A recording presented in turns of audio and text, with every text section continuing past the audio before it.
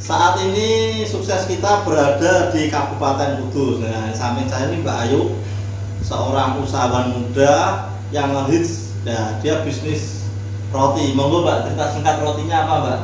Oke, roti di Else Cake itu pelopor roti kekinian yang ada di Kudus. Nah, rotinya enak banget, pokoknya dijamin bakal nagih. Nah, ingin tahu detailnya, nonton YouTube ini ya. Ya, saya mulai bisnis Else Cake ini dari 3 tahun yang lalu. Emang basicnya itu saya suka cake ya. Dan Else Cake ini itu basicnya itu memang dari dessert seperti milk crepe. Nah, milk crepe kan belum ada di Kudus ya. Aku suka makan itu, terus aku coba buat dan aku jual. Akhirnya aku juga dari mulut ke mulut, dari teman-teman kantor, terus saudara-saudaranya, terus sekarang bisa sampai seperti ini. Dari 3 tahun yang lalu aku mencoba bisnis ini dan saya masih bekerja, terus akhirnya aku memutuskan untuk resign dari kerjaan saya dan fokus di milk crepe ini. Nah, saya membidiknya itu di Kudus itu memang belum ada kue sama dessert yang kekinian. Nah, aku mencoba masuk di pasar Kudus, akhirnya pada diminati oleh banyak orang seperti itu. Produk utama unggulan itu tetap milk crepe ya. Milk crepe itu adalah kue layer yang rasanya tuh enak banget kayak es krim, jadi dijamin itu nggak enek. Jadi kuenya itu bisa dipakai dessert dan bisa juga dihias dibuat roti ulang tahun gitu. Jadi rasanya enak, hiasannya juga bagus seperti itu. Kita juga ada dessert box. Dessert box ada beberapa macam varian, dari rasa durian, klepon cake, rasa mango, rasa Cadbury, lotus dan lain-lainnya. Terus kita juga merambah ke bakery juga.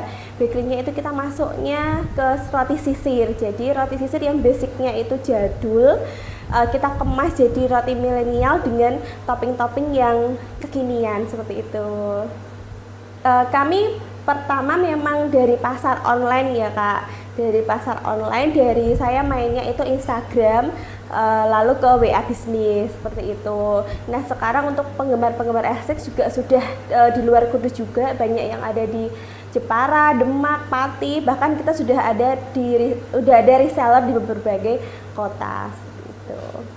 Dukanya dulu ya, karena kita basicnya memang roti menang ke atas, jadi bahan-bahannya di Kudus pun itu yang jual tuh masih jarang. Jadi kita setiap seminggu sekali itu kita ordernya ke Semarang untuk bahan-bahannya, dan kita juga mengemas dengan kemasan yang bagus. Dengan yang di Kudus itu belum ada yang jual seperti itu, jadi memang kita pasarnya memang untuk menengah ke atas ya. Kendalanya itu sih untuk bahan-bahannya aja, kita kesusahan dan kita harus ngalahin sendiri, harus ke sana, ke Semarang gitu. Sukanya banyak banget, karena aku memang hobi makan, pertama hobi makan, terus hobi menghias kue.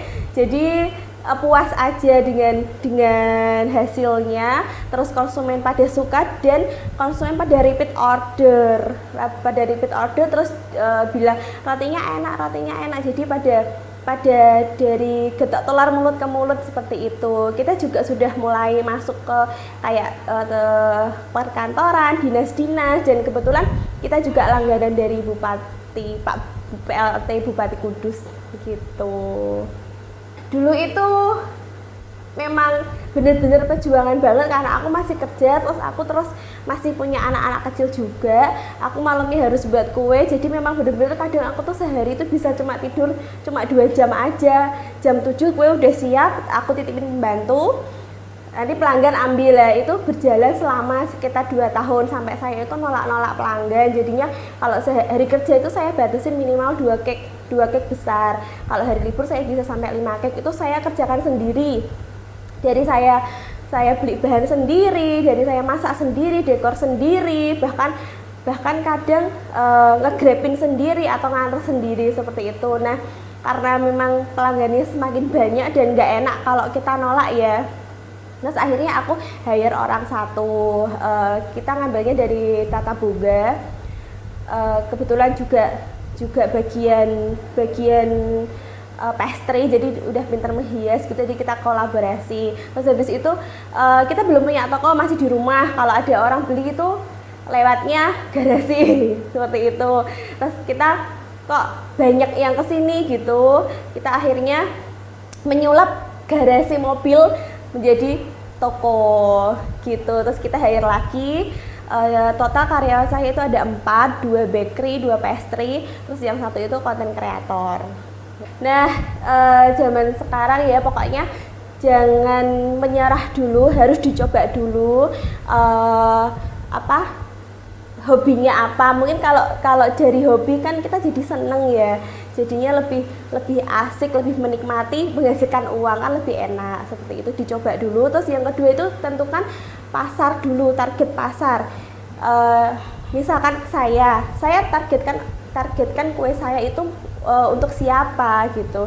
Kalau saya targetkan untuk yang menengah ke atas, karena memang harganya memang kalau di Kudus ya itu harga kue di atas 300 itu memang agak mahal, tapi ya alhamdulillah sesuai dengan target pasar saya, karena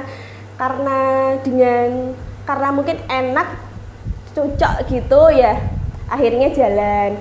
Terus jangan menyerah, pokoknya saya aja nggak punya toko di kota, ibaratnya nggak punya toko di kota, belum berani nyewa, ibaratnya ini cuma garasi yang aku sulap jadi toko kue pun akhirnya orang pada kesini. Bahkan sampai kalau sore itu jam 3 sore ke atas itu sampai mobil-mobil itu pada ngambil pesanan, pada beli ini, pada beli itu. Jadi kayak rame banget, pokoknya gang saya itu jadi gang rame, dan gang